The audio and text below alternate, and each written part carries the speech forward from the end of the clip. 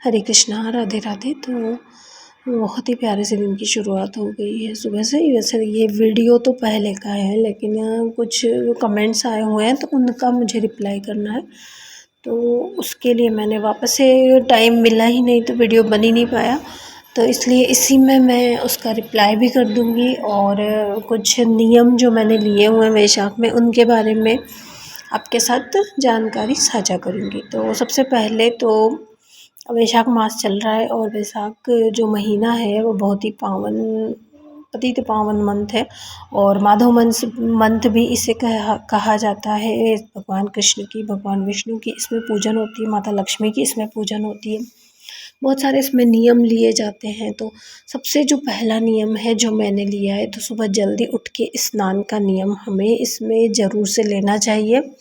और वैसे तो मैं सुबह जल्दी उठ के ही सारे काम कंप्लीट करती हूँ, स्नान वगैरह करती हूँ, साफ़ सफाई करती हूँ, लेकिन जैसे पुराणों में और हमारे ग्रंथों में लिखा हुआ है तो उस चीज़ को हम झुठला नहीं सकते। उसके बारे में हमें उन चीज़ों को हमारे जीवन में ज़रूर से उतारना चाहिए। जैसे पहले के लोग बहुत ज़्यादा जल्दी उठ जाते थे, तो वो उनके दिमाग पे इतना ज़्यादा स्ट्रेस भी नहीं होता था, इतने ज़्यादा मतलब तनाव में भी नहीं रहते थे वो, और बीमार भी इतने ज़्यादा नहीं होते थे। बहुत सारी चीज़ें होती थी पहले, जो जैसे तांबे के बर्तनों का, मिट्टी के बर्तनों का, पीतल के बर्तनों का यूज़ सबसे ज़्यादा होता था, और चूल्हे पे खाना बनता था। तो इन चीज़ों का है ना, अभी तो बहुत ज़्यादा बदलाव हो गया है, लेकिन हमें थोड़ा थोड़ा जो हम कर सकते हैं वो चीज़ें तो हमें कर लेनी चाहिए। जैसे सूर्य देवता को जल चढ़ाना, तो ये कोई इतना बड़ा भारी काम नहीं है, लेकिन हम हमारे जीवन में इतने उलझे हुए हैं, इतने कामों में उलझे हुए हैं कि हम इन छोटी छोटी चीज़ों को इतना मतलब अवॉइड करते हैं, खुद के जीवन में उतार नहीं पाते। तुलसी मैया की पूजा, तुलसी मैया हर घर में मिलेगी, लेकिन उनकी पूजन कोई सुबह उठ के पूजन शायद ही कोई करता होगा, शाम को दीपक लगता है बस। तो इन चीज़ों को हमें हमारे जीवन में ज़रूर से उतारना चाहिए और हमारे जीवन को सफल बनाना चाहिए। हिंदू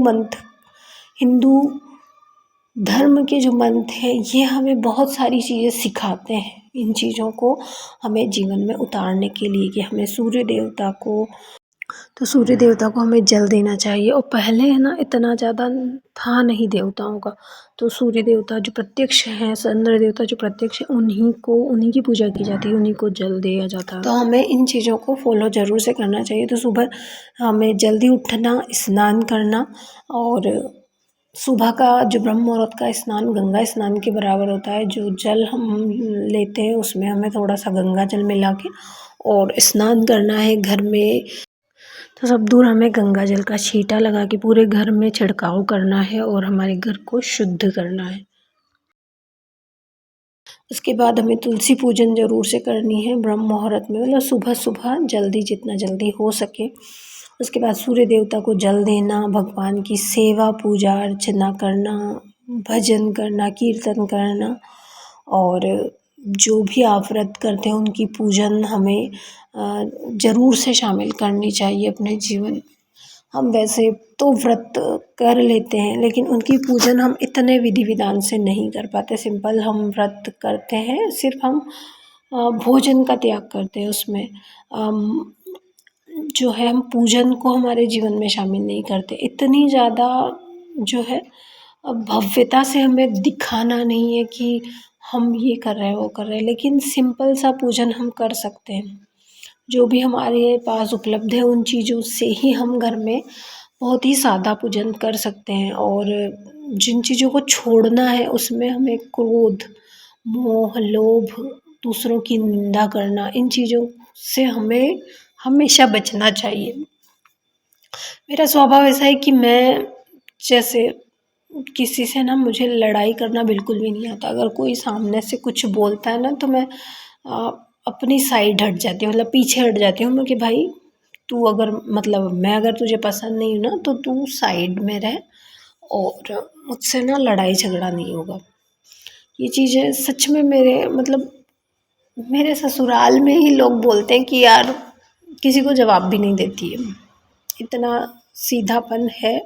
और वैसे तो मन में बहुत सारी चीज़ें चलती भी हैं, लेकिन फिर भी लगता है मन में कि हटाओ यार, क्या ही कर लेंगे, हम 2 जवाब भी दे देंगे तो हमारी ज़ुबान गंदी होगी। जिससे अच्छा है कि वो 2 जवाब हम राधे राधे नाम से निकालें हमारे मुख से। फालतू चीज़ों की उलझनों में पड़ने, जिसको ज्ञान नहीं है वो फालतू ही चीज़ें बोलेगा और उटपटांग चीज़ें बोल के हमें भी उत्साहित करेगा कि हाँ, हम भी उसके 2 जवाब दें। लेकिन हमें बिल्कुल भी ऐसा नहीं करना है। कोई कुछ भी बोले, हमें हमारे जो हमने नियम लिए हुए हैं भगवान की भक्ति के, उसमें ज़्यादा मन लगाना है, ना कि इन संसार के चक्कर में पड़ना है। क्योंकि ये चीज़ें हम बोल देते हैं और ये हमारे कर्मों में जुड़ जाती है।